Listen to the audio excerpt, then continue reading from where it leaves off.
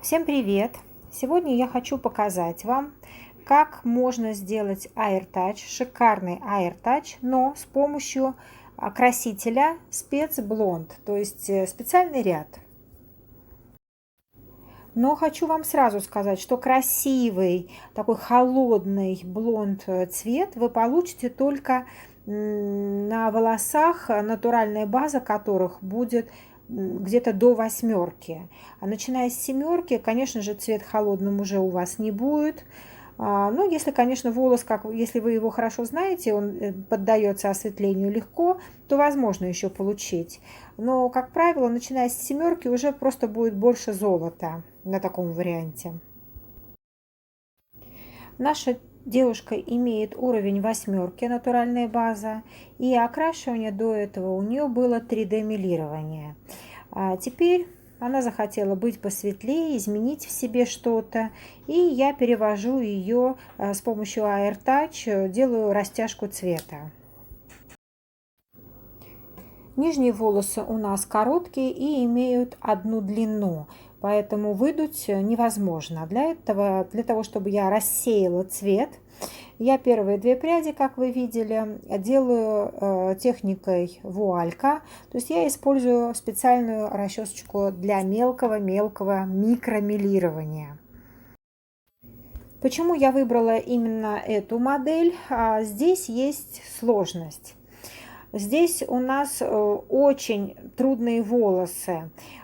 Если вы когда-то сталкивались с такими волосами, которые имеют разную длину от корней до концов, которые никогда не могут вырасти, они все время концы получаются как сопли тонкие.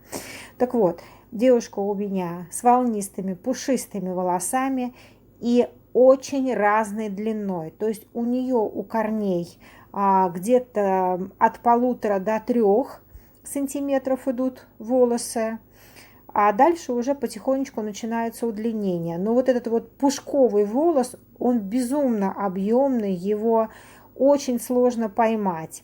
И поэтому я вам хотела показать именно работу с такими волосами. Она более сложная, трудоемкая. И, как видите, я использую очень много зажимов для того, чтобы мне создать вот этот вот красивый цвет, то есть красивую растяжку цвета, чтобы у меня не было клякс, ничего. Я здесь также, если вы обратили внимание, использую расчесочку. Но когда там дальше будет у нас, я вам поближе покажу, будет получше видно, и все расскажу, как делать.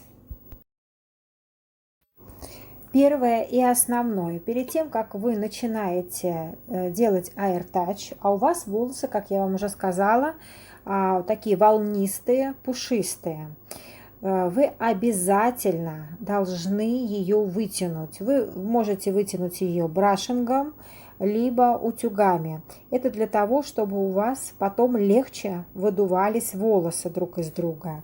Это обязательное условие, иначе вы замучаетесь еще больше с такими волосами. Краситель вы разводите по инструкции вашего производителя. Обязательно добавляйте микстона для придания более холодного оттенка. Не забывайте, что здесь консистенция более кремообразная, и поэтому будьте аккуратны. Краску наносите так, чтобы она у вас не вылезла из фольги и не создала клякс. Будьте действительно предельно внимательны, потому что если вы будете нажимать на фольгу, либо вы будете очень, скажем так, густо наносить у края, то, естественно, краска, она имеет свойство раздуваться, она у вас выползет и создаст просто неприличные для парикмахера кляксы. Но краску не забывайте о том, что наносить сухо тоже нельзя, потому что это спецблонд, и работа заключается именно в том, что когда вы наносите краску достаточно хорошо, то есть мокренько, он у вас чище дорабатывает цвет, этот краситель. Поэтому, пожалуйста, не забывайте, что если вы пользовались спецблондом, то вы знаете, как он работает, и не халтурьте. Если вы не знаете, как работают спецблонды, что с чем разводить, то я вам, естественно, готова все это показать, рассказать. Онлайн-курсы у меня никто не отменял, будем сотрудничать. Наносите краску так же, как и наносите порошок. Старайтесь все-таки поближе к корням это сделать, чтобы клиентка выглядела более естественно и не было отступа на сантиметр. Старайтесь все-таки более, скажем так, приблизить ваш планшет. Видите, я здесь работаю с планшетом, вам показываю, для того, чтобы создать именно правильный эффект. Но вот здесь получше будет видно. Я вам показываю, какая она пушистая. То есть очень мелкие волосики внутри, поэтому я зажимаю нижнюю прядь, видите, но остаются такие мелкие, которые невозможно зажать снизу зажимом. Они вообще во все стороны просто торчат, эти мелкие волосики. Поэтому я зажимаю снизу зажимом и сверху. Но все равно образуется вот такой как бы пучочек, я вам пальчиком его показала. То есть этот пучочек распутать все равно нельзя от корня, то есть не выдуваются до конца волосы. Поэтому вы берете расчесочку и как бы счесываете ее за пределы фольги. Так как у вас идет планшет, работа с планшетом, то планшет помогает в этом, потому что вы, когда волосики отчесываете, вы как бы заводите вот этот узелочек за планшет, и он там остается. Получается очень удобно. То есть вот работу с такими волосами я вам именно рекомендую с планшетом. Ну и здесь еще один такой нюанс. Посмотрите, я помогаю себе большим пальцем. То есть я как бы укрощаю волосы. Пальчик я кладу именно на проборчик, который делится между нижними и средними волосами, потому что у нас еще есть мелкие-мелкие верхние. И с помощью вот большого пальца я как бы помогаю себе в работе, укрощаю волосики. Ну, как всегда, закончив затылочную зону, мы с вами переходим к лицу. Здесь я также делаю мелкую вуальку с помощью своей расчесочки, потому что у моей модели челка, и, соответственно, челка у нас тоже имеет короткую длину, выдуть из нее невозможно. Но когда вы видите, идя дальше, что уже есть шанс на выдувание феном на AirTouch, вы, конечно же, на него переходите. Если говорить с вами про затылочную зону, как я наносила, какой окислитель я использовала, то еще раз вам напомню, я использую краситель. У меня окислитель везде один. По технологии время выдержки краски до 50 минут. Не забывайте о том, что мы любим наших клиентов и бережем их волосы. Поэтому в краску обязательно добавляйте плекса, то есть защиту. И, конечно же, результат у вас тогда будет хороший. И следующий момент еще. Не забывайте о том, что у моей модели волосы уже окрашены. И были окрашены, тоже было мелирование, там 3D, которым я использовала еще и порошок. Поэтому обязательно добавляйте защиты.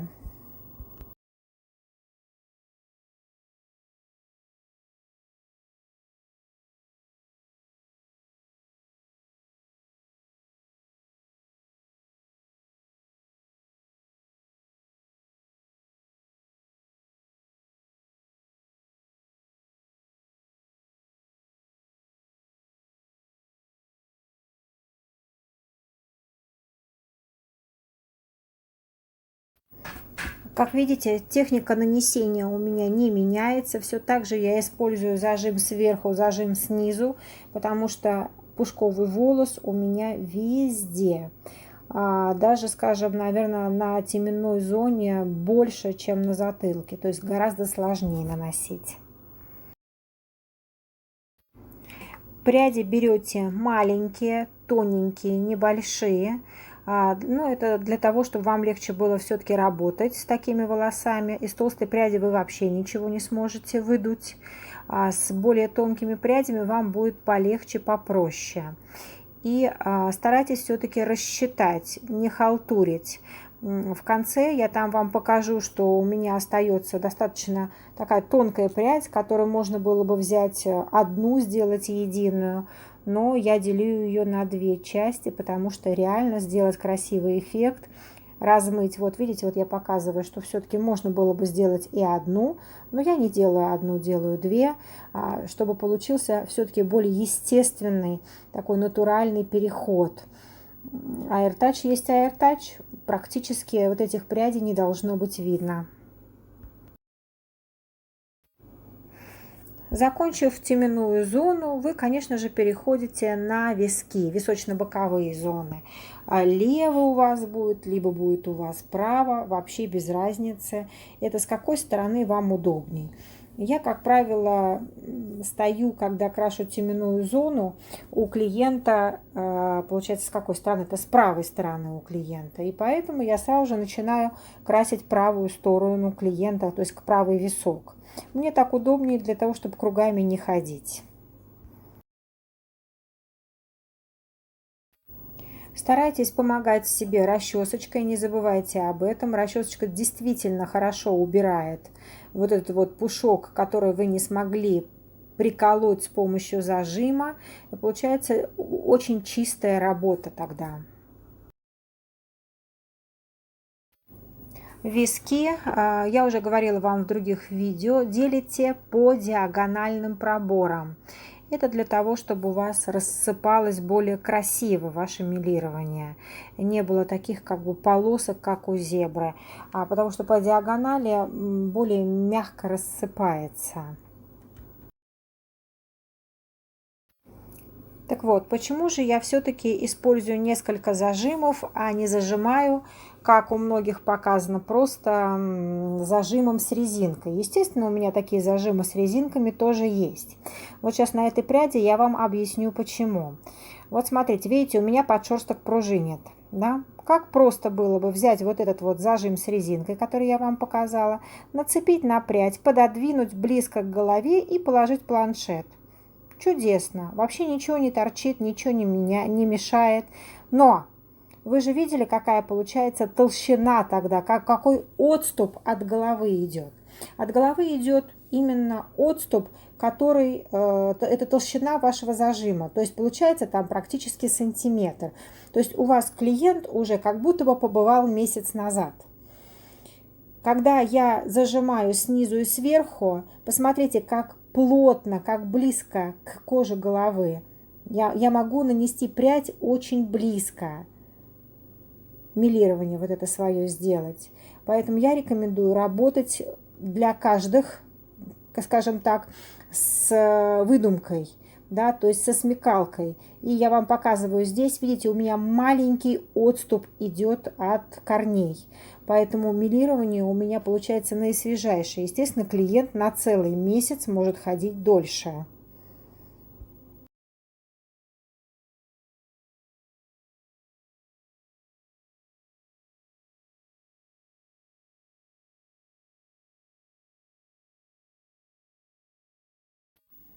Переходим к противоположному виску. Технику не меняем. Все так же диагональный пробор. Зажим сверху снизу. Работаем. Уже убыстряемся, потому что уже вы приловчились к ее волосам. И вам уже все проще дается.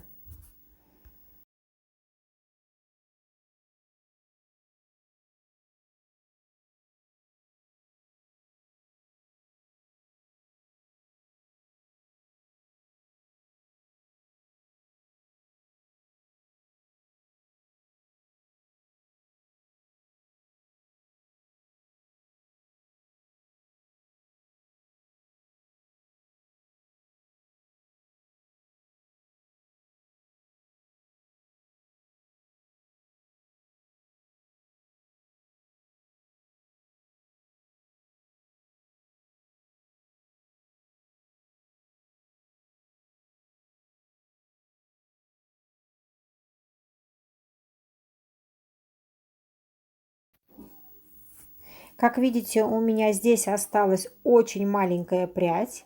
Ее можно было бы тоже сделать как одну, но я вам еще раз говорю и призываю вас, не ленитесь, не халтурьте. Делайте все прядки равномерные. Старайтесь, чтобы у вас был законченный красивый вариант.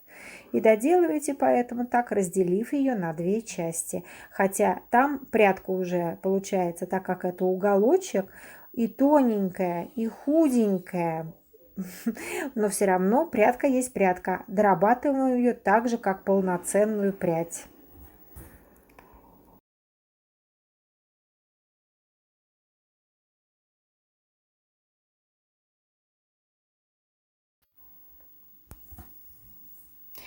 Высиживаем с краской 50 минут. На самом деле, смотрите по инструкции производителя. С краской нужно высиживать до конца, потому что, если вы помните, что краска у нас работает в определенном порядке. Да? Сначала она осветляет, потом затемняет, затем кондиционирует. Поэтому все свои этапы она должна пройти. После того, когда вы высидели с красителем, вы, естественно, идете на мойку и начинаете стягивать фольгу. Вот я вам показываю, какой цвет в мокром виде. Ну и все, здесь я сначала вам посушила просто волосы, совершенно их не трогала расческой. Показываю, как вот они выглядят просто в высушенном виде. Видите, достаточно пушистые волосы у нас. Цвет, чтобы вы посмотрели, какой рисунок. Конечно же, на концах у нас с вами еще остался краситель тот, потому что я не снимала и не перекрашивала, я просто его использовала. Помните 3D-мелирование? Вот так вот выглядит сейчас ее волос. Вот смотрите внимательно, видите, как мелко рассеялся у корней цвет, когда я делала спецблондом. Ну и вот результат, как мы любим все, в локонах, идеальный, красивый, блестящий. Пользуйтесь, буду рада.